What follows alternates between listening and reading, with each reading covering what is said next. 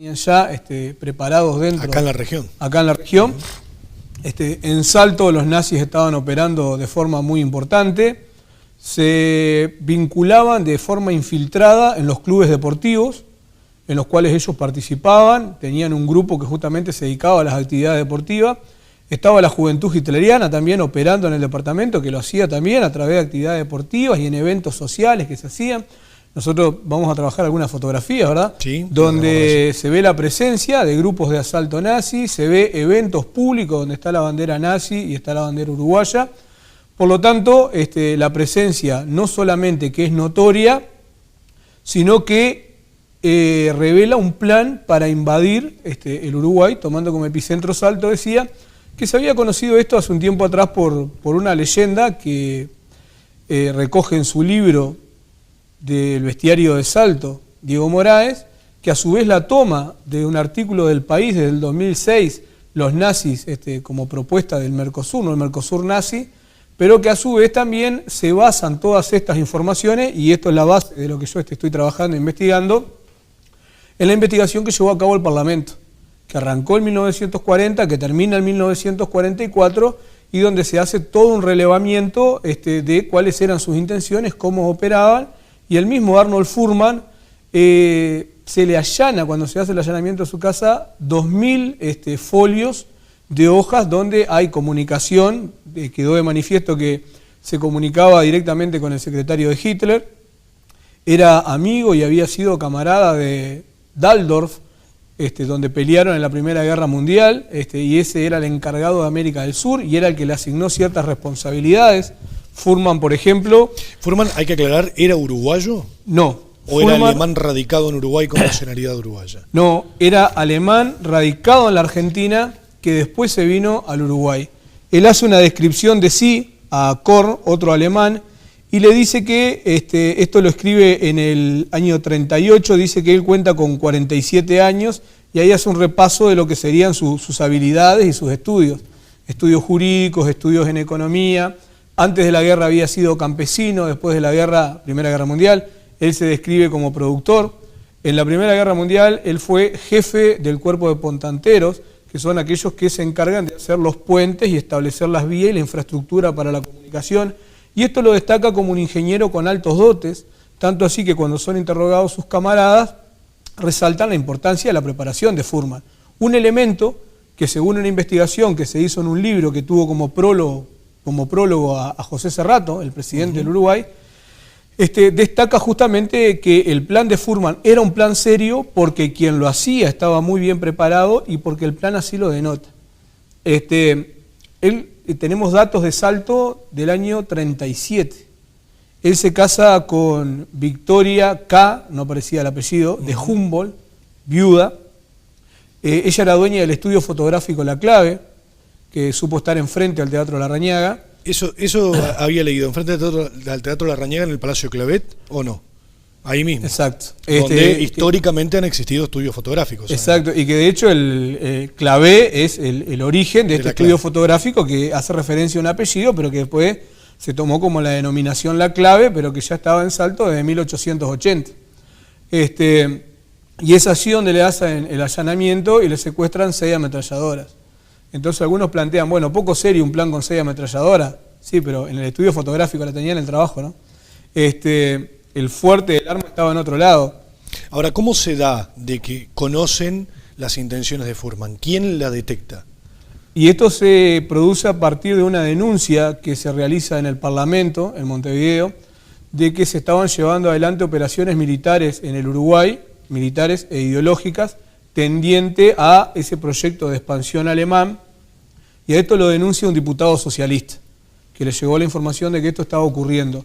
Pero los elementos son notorios, porque por ejemplo en las imágenes que vamos a ver, se ven tropas... Sí, tenemos por allí las de la escuela incluso, sí, y las tropas caminando, que la verdad que sorprenden, ¿no? Son chocantes, imágenes chocantes. Se ven las tropas caminando por la campaña, haciendo ensayos de entrenamiento.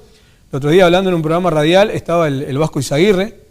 Entonces él me comentaba que el abuelo recordaba que en algún momento, ahí está la bandera uruguaya entre los pabellones hitlerianos, el cuadro de Hitler y a la derecha de la pantalla el cuadro de Varela en la educación. Esto es un aula, ¿no? Aparentemente. Claro, esto es un aula de educación pública. Se desconoce de esta actividad en Salto, aunque se sabe que existió, pero la mayor investigación en este sentido se tomó de Paysandú, donde Becker era el encargado del partido nazi de impartir allí educación que tenía como propósito todo lo que tenía que ver con la deslegitimación de los judíos e impulsar a la persecución de los mismos e instaurar los valores del partido nazi.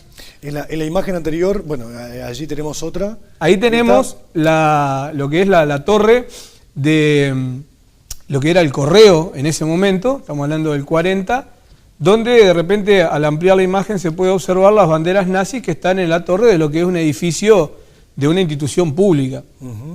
Y podrá preguntarse... ¿Qué hacían ahí? Claro, podrá preguntarse qué hacían ahí. Pero claro, lo que no se dice es que el presidente Gabriel Terra, presidente constitucional primero y que da un golpe de Estado en 1933, que comparte algunas concepciones políticas e ideológicas en este sentido con Herrera, era ferviente admirador del partido nazi, tanto así que organizan una marcha sobre Montevideo. Y en un momento donde se estaba realizando un acto patriótico, pasa un Zeppelin, ¿no? Estos globos aerostáticos que habían diseñado los alemanes, y deja caer sobre la plaza un ramo de flores en conmemoración del cumpleaños de la esposa de Terra. O sea que vaya si había esas afinidades que hasta este tipo de galanteos tenían. Claro, acá llama mucho la atención porque justamente es una oficina pública, un edificio público y que pero tengan, ¿no? Pero de hecho Valdomir, presidente después, constitucional primero y también da un golpe de Estado, es Valdomir quien, una vez que la comisión investigadora llega a las conclusiones de sus trabajos y la justicia decreta que Fuhrmann debe ser procesado por 17 años, Fuhrmann permanece solamente 2 años procesado hasta el 46, del 44 al 46, y después es liberado porque se cree que no se quería entrar en problemas con Alemania. Con Alemania, directamente. Entonces es liberado. Y después no se sabe más nada de él. Y después no se sabe más nada de él. Curiosamente no se sabe más nada de él. Él en nuestro departamento, dentro de las actividades que desarrollaba, ¿no? La actividad fotográfica, que eso era una presunción, porque de hecho en el informe de la investigación no se habla mucho de la actividad fotográfica que él realizaba en el departamento. Sin embargo, unos documentos que aparecen en la feria, que un amigo Pablo Villaverde, dedicado a la investigación histórica del departamento y a lo que tiene que ver con la fotografía, encuentra una foto de un casamiento donde está firmada por Fuhrmann, Arnulf Fuhrmann, Salto, y esto sería una de las pruebas, junto con otras cosas que se encontraron, de que realmente trabajaba como fotógrafo. Exacto, que trabajaba como fotógrafo en el departamento, como un órgano de prensa, que era el diario La Campaña, un órgano vespertino que salía a la tarde y que promulgaba este tipo de ideología. ¿Cómo no? Para que se pueda ver un poquito mejor, se pueda apreciar la fotografía. Las personas, bueno, no se sabe quiénes son, pero... sí, se tiene alguna sospecha, sí, pero preferimos por el momento no estar. Acá aparece la fotografía del matrimonio. En la parte inferior, en el vestido, aparece la firma de Arnold Fuhrmann. Que está ampliada, ¿no? Que luego fue ampliada, y acá aparece la firma de Fuhrmann. Que a su vez, bueno, también decía que trabajó en el órgano La Campaña, que fue un vespertino de la tarde de orientación ruralista vinculado al Partido Nacional. Este órgano, con la presencia de Fuhrmann, quien entró primero como periodista, él se considera periodista, pero después fue director del diario, logró una amplia repercusión en el departamento, ampliando incluso la edición del mismo, solamente que Fuhrmann se desvincula después porque se dedica de lleno al plan militar. Un plan militar que contaba con algunas partes, ¿no? Primero contaba con 5.000 efectivos. Él planteaba que tenía a su vez ese ejército de reserva, que es el que hoy planteamos que estaba en la Argentina. Plantea cómo se va a distribuir la República. Salto, por ejemplo, va a tener instalado aquí un batallón, pero en otros lugares se van a instalar otro tipo de estructuras estratégicas. Se habla de Paysandú, de Fraiventos. Paysandú, Fraiventos, Rivera, Yaguarón, Colonia, lugares que para ellos eran estratégicos. Se dice entonces cuáles van a ser las medidas de represión, y en las medidas de represión Fuhrmann dice algunas cosas que pueden sonar fuerte, pero, por ejemplo, plantea que lo que se encuentra acá en Uruguay es una mayoría de francmasones vinculados a la política y otra mayoría de judíos, que es necesario exterminar a los judíos y también confrontar a los masones. Plantea también de que somos un pueblo incivilizado, y esto es un poco la campaña que llevaban adelante los judíos, ¿no? Primero cuestionar y denigrar aquel lugar que va a ser conquistado para fundamentar de por qué lo hacían. Y él, en ese análisis que realiza sobre el Uruguay, plantea que, bueno, esta es estrategia de desprecio, ¿no? Y plantea que en 5 días se va a desarrollar el asalto, va a demorar 10 días más que se complete el asalto en Uruguay, y establece, porque también tenía estudiado esto, cuál es la posible defensa del Uruguay. Entonces dice que Uruguay cuenta con un par de cañones viejos, oxidados, con algunas armas que también están en las mismas condiciones, y que la pólvora que procede del Uruguay, él tiene dudas de si efectivamente pueden, en algunos casos, llegar a hacer explosión. Por eso que él habla de 15 días para apoderarse del Uruguay. Uno puede decir, bueno, esto no es serio en el plan. Sin embargo, cuando atacaron Holanda, cuando atacaron Dinamarca y cuando atacaron Lovaina, que es una localidad de Bélgica que está allí entre Alemania y Francia, lo hicieron en el tiempo que les llevó más, en 20 días. Por lo tanto, con la complicidad y lo que ya tenían armado en la Argentina y lo que tenían armado en Brasil, Uruguay le iba a llevar muy poco tiempo. Tenían grandes estrategias militares. Hay otras imágenes, no sé si las tenemos por allí, Emanuel, porque hay una de ellas donde se ve la imagen de la bandera uruguaya y también la esvástica. Vamos a ver si la podemos mostrar. En una escuela rural. En una escuela rural, que también es llamativo porque más allá de la que vimos adentro del aula, allí la vemos, está la bandera nazi con la esvástica en el medio, que está flameando, y la bandera uruguaya se puede apreciar en el otro mástil. Y esto es una escuela claramente porque los niños están vestidos para la ocasión. Esto en Uruguay. Esto en Uruguay, y acá difundían justamente la ideología nazi. Paysandú se dice que fue uno de los lugares donde a nivel de la educación tuvieron mayor incidencia, pudieron desarrollar sus planes. De hecho, cuando se realiza la investigación por parte de la Comisión del Parlamento, que después todo lo que se elabora lo toma la justicia, en este caso el juez Atilio Pigurina, dictamina que el lugar donde mayor incidencia en lo educativo se existió fue justamente en Paysandú, no descartándose la presencia en Salta, obviamente. ¿Hasta cuándo elaboró este plan? ¿Cuándo fue detenido? ¿Cuándo se realizaron los allanamientos? ¿En qué año? En 1940. 1940. De Por hecho, lo tanto, la Segunda Guerra Mundial estaba en pleno desarrollo.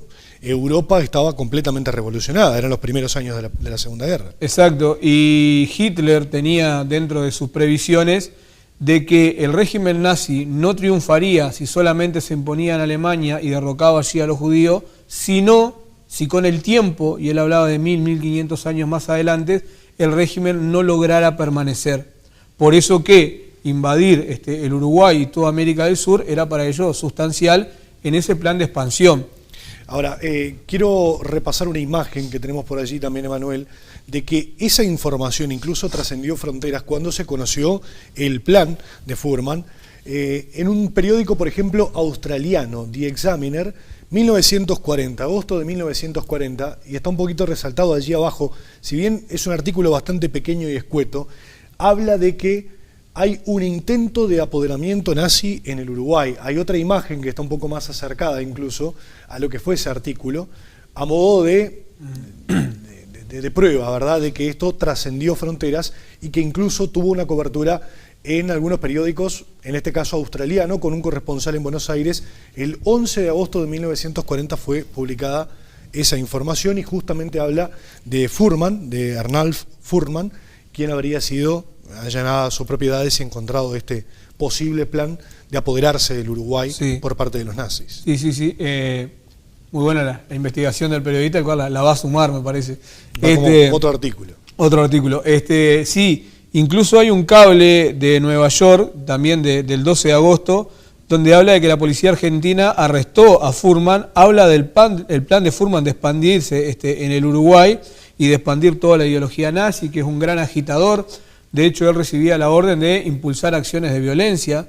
Hay algunos datos que se manejan en un libro de literatura, que es una novela histórica en realidad de Ramón Lancieri, El caudillo del adiós, donde habla de enfrentamientos que se daban entre defensores y detractores del régimen nazi en el Teatro Larrañaga y que terminaron muchos de estos a los balazos y desalojando el local. Lo cual se puede entender en la medida que existían las tropas de asalto y que la orden de Fuhrman era justamente de generar estas instancias de violencia en el departamento. Entonces sí, esto trascendió frontera. Curiosamente en Argentina Fuhrman tuvo el mismo destino que en Uruguay, fue liberado. Él después que es arrestado en Argentina es liberado, es allanado en Uruguay, es llevado a declarar a Montevideo, recién es procesado en el año 44, por lo tanto se manejó libremente. En nuestro departamento él se encargaba de expedir certificados de identidad, cédula de identidad, a aquellos alemanes que venían o huyendo porque eran perseguidos o porque se iban a sumar a las milicias, básicamente los que se iban a sumar a las milicias, que ingresaban por la triple frontera, que sabemos que es un lugar donde la vulnerabilidad en materia de seguridad es muy notoria hasta el día de hoy, de allí a Misiones, a la Argentina y después al Uruguay. Y ese era el papel que llevaba adelante Fuhrmann. Manejaba como recursos económicos dinero proveniente del régimen, pero no en moneda contante y sonante, sino libras esterlinas, que justamente habían sido robadas a los judíos, a los cuales perseguían y robaban, mataban, ni que hablar, como se conoce, y llegaban a nuestro país y a nuestro departamento. De hecho, el artículo plantea huellas en el presente. En el 2016, el 28 de julio, en una construcción céntrica, después que se demolió un caserón para llevar allí una construcción, se encontró un tesoro, del cual se hizo eco el diario La Prensa de la tarde, el 28 de julio. Luego el tema pasó a dilucidarse qué pasa, ¿no? Si ese tesoro correspondía a quienes lo encontraron. Se quedaba en el erario público. Ahí va, al erario público, la empresa con sus maquinarias o la constructora. La última noticia, que fue una noticia, si se quiere, de esas que de repente no tienen rigurosidad porque se dio en un ámbito de conversación, que generalmente no se legitima, es de que ese tesoro estaba marcado con la esvástica nazi, libras esterlinas, y que por eso generó problemas. No suena descabellado si lo vemos en este marco, no suena descabellado. Tendría su razón de estar allí. Tendría su razón de estar allí, exacto. Y estas fotos que mostraba hoy sobre el estudio Fuhrmann y algunos datos más, aparecieron en la feria de los domingos. Lo encuentra Pablo Villaverde, conversando con Pablo quién se las vendió. La persona que se las vendió fue alguien que le encargaron una limpieza de la casa de alguien que falleció este año. Esa persona fallece, se encarga de la limpieza de la casa y dentro de las cosas que se sacan de la casa aparece material fotográfico y algunas evidencias que estaba comentando. O sea que alguien que poseía información sobre el régimen, sobre Fuhrmann puntualmente, si vemos en clave conspirativa, de alguna forma estaba relacionado o vinculado, y si lo vemos en clave de la casuística, bueno, capaz que tenía esa foto porque su familia se la habría sacado. Exactamente, y que podrían ser más. Incluso familiares de los novios. Exacto, y lo único que permite es verificar la actividad que él hizo en Salto. De todas formas, no descartamos el valor. 2 días después, se mata un alemán en Salto. Casualidad también. Me quedan muchísimas dudas y me imagino que esta investigación va a continuar, porque además hay que saber qué pasó con otros alemanes que en aquel momento llegaron al Uruguay o estuvieron en la región, y que seguramente será para una próxima ocasión que te puedas dar una vueltita por aquí y dialogar con nosotros como siempre. Cómo no, aceptamos el desafío. Tratamos de establecer alguna comunicación con la comunidad alemana en el departamento para hablar de esto. Ellos quedaron de que posiblemente se va a generar una conversación. Ellos entienden que es más bien cortina de humo. Sin embargo, lo que se desprende de estos documentos es que se crea la colectividad en su momento en Salto a cargo de Fuhrmann, y el objetivo era camuflajear las actividades nazis que llevaban el departamento. O sea que esto podemos decir que recién empieza. Muchas gracias por la visita, profesor. Bueno, a ustedes por la invitación. Nosotros nos vamos brevemente a una última pausa y regresamos en minutos nada más.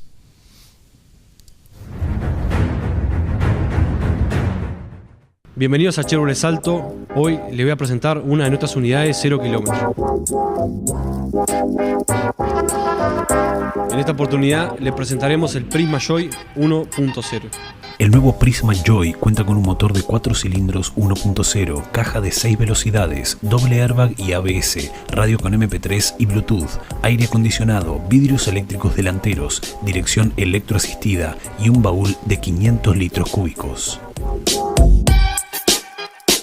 Bueno, me despido, los esperamos en Avenida Valle y Blandengue, con teléfono de contacto 473-35598. Ahora tenés un nuevo lugar para la atención de tu auto y moto.